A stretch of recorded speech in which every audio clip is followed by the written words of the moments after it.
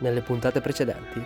L'equipaggio che porteremo via, questo è il mezzo che ci porterà all'avventura. Nella selva non dovevano esistere civiltà più antiche di 2000 anni, qua già parliamo più di 7000 anni. Dentro questa montagna si dice che ci sia una città nascosta, una città perduta, con caverne dove gli indigeni si nascondevano, è come se dentro la montagna fosse vuota. Un volto, con un guardiano che sta mirando.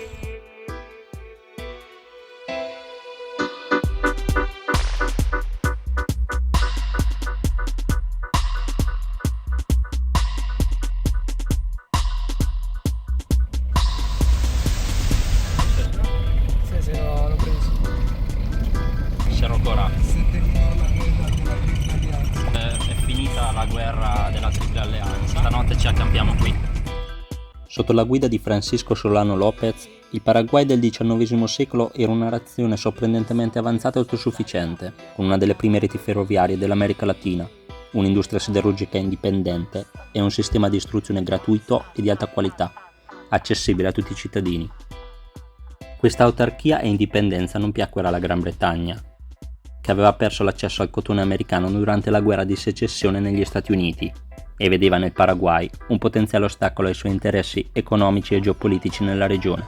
Trovò così alleati naturali nel Brasile, nell'Argentina e nell'Uruguay, paesi desiderosi di espandere i loro confini e di consolidare il loro potere, che attaccarono il Paraguay in quella che fu richiamata la guerra della Triplice Alleanza. La devastazione fu totale. La popolazione del Paraguay, che all'inizio della guerra contava circa 500.000 abitanti, fu ridotta a un terzo della sua entità originaria. Oltre il 90% degli uomini morì nel conflitto.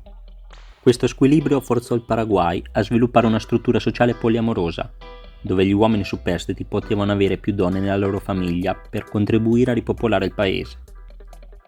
Siamo a Cerro Corá, dove di fatto terminò la guerra più sanguinosa della storia latinoamericana.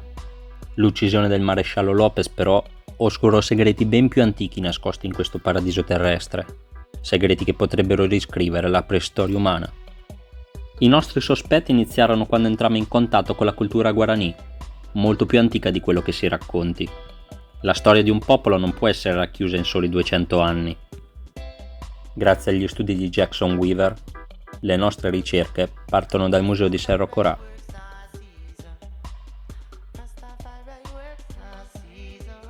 Siamo arrivati con la Mystery Car. Questa notte ci accamperemo in questo luogo nel parco e adesso stiamo preparando un bel fuocherello per cenare.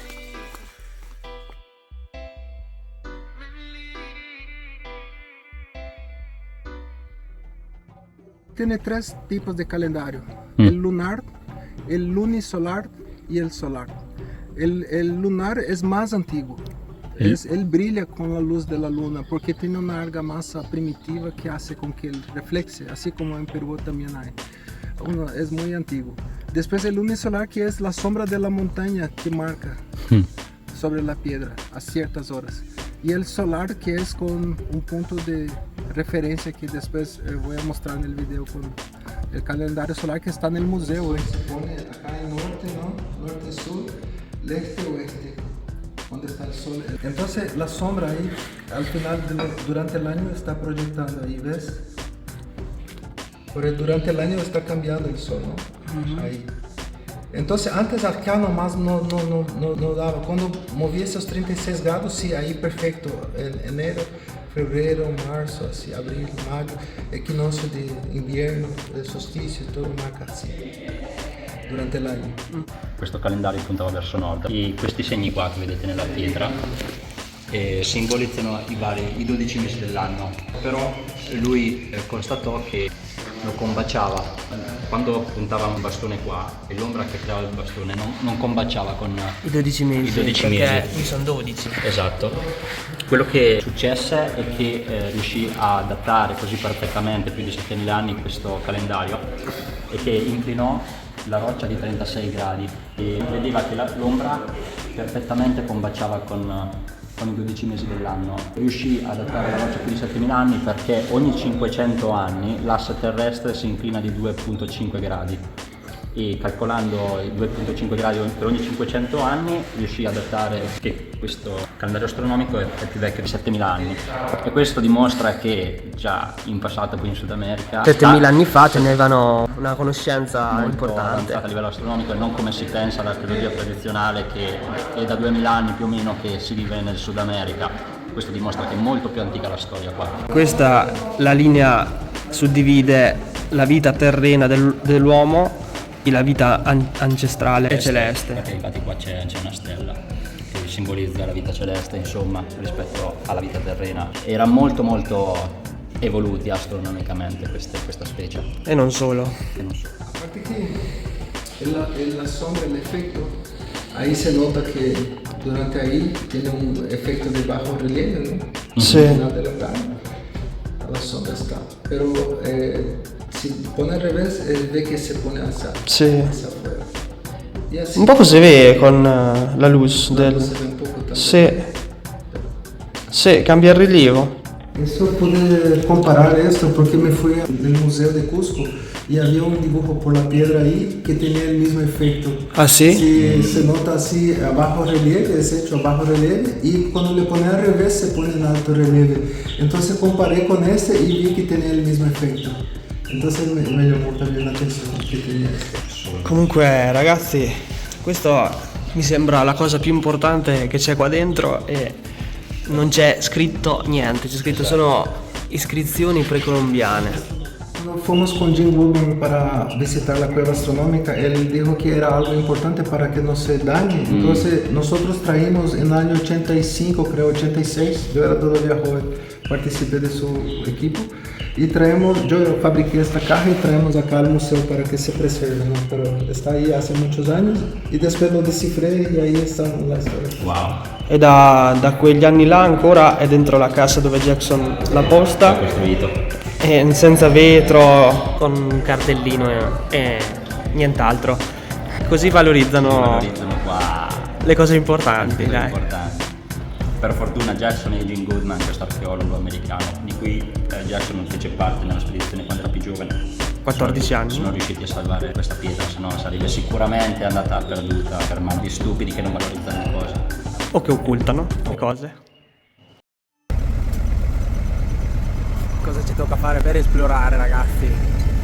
Abbiamo chiesto al padrone di poter passare e gentilmente ci ha dato il concesso di entrare, quindi vamos all'esplorazione. No, una cosa che ho pensato riguardo il tema del calendario astronomico che ha scoperto Jackson. Ho pensato, se vogliamo essere meno conservatori e tentare di datarlo ancora più indietro nel tempo, l'asse terrestre ogni 26.000 anni compie una rotazione completa, si chiama precessione degli equinozi, e dove cambia di grado continuamente, e per fare il circolo completo del grado impiega più o meno 26.500 anni. Se vogliamo tornare alla stessa identica graduazione, 36 gradi come ha scoperto Jackson riguardo questo calendario solare, questo significa che, facendo un calcolo approssimativo, il calendario astronomico potrebbe anche avere più di 30.000 anni, e questo riscriverebbe totalmente la storia dell'umanità di come la conosciamo, e anche la storia del Sud America, perché, come si dice, le persone qua non dovrebbero essere esistite fino a 2000 anni fa.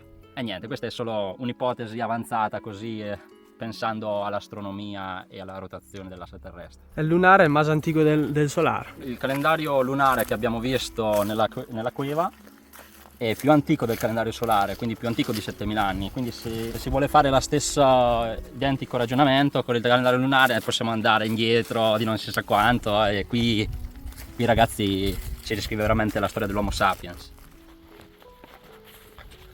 Come cambia il paesaggio. Cambiata di nuovo la vegetazione, anche la terra cambiata. Come si chiama qua, Cerro? È un cerro muralla. Cerro Muralla? Sì, cerro muralla. Per una costruzione megalitica. Stiamo entrando proprio dentro la giungla.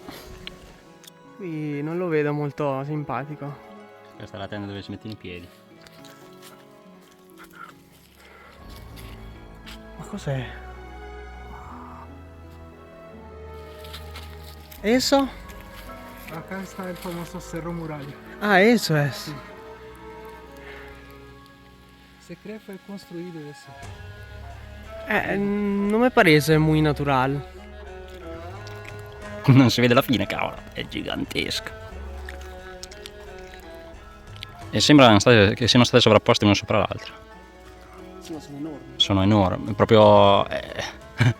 davvero non so se rende, non si vede la fine qua. Questi alberi bellissimi. Sì, ci sono questi alberi che sembra che sorreggano la pietra. Lo que parece que no es muy natural, ¿no? Porque tiene una alineación recta y algunos cortes y una base bastante distinta. Sì, la base è molto distinta e sembra proprio una muraglia, è proprio come se dall'altro lato ci fosse stato qualcosa che voleva difendere questa parte della selva. È gigantesca, non so se rendono le proporzioni. Gli archeologi dicono che questa cosa sia naturale. Uno sí natural, otro dice que es muy antiguo, que la construcción muy antigua. A noi non ci sembra tanto naturale. A me ricorda una costruzione a Baalbek in Libano che ha delle pietre gigantesche, esattamente così, poste sotto il tempio di Giove, che è un tempio romano. Oggettivamente la differenza di stile con sopra lo stile romano e sotto questo stile megalitico gigantesco, e mi ricorda un po' questa cosa qua. È una semilla que hay en la selva y se sirve para comunicar si caso quiere comunicarsi. Questo è un seme che cade dall'albero, lo utilizzavano per comunicare gli indigeni nella selva. Assurdo.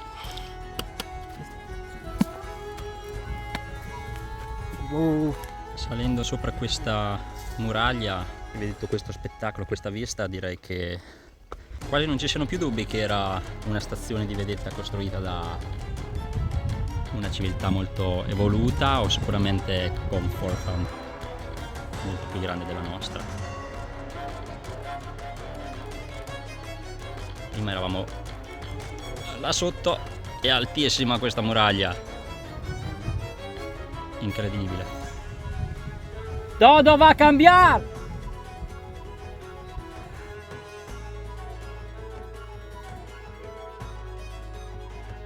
In questo posto sagrato in cui Jackson ci ha portato, e secondo i suoi studi questo posto era un campo magnetico lunare. Como un calendario lunar. Sembra che non riusciamo a trovare i capovillaggi. Questa è l'entrata. Considerada uno de los símbolos de la medicina y de la sabiduría Sì. Serpente. de tus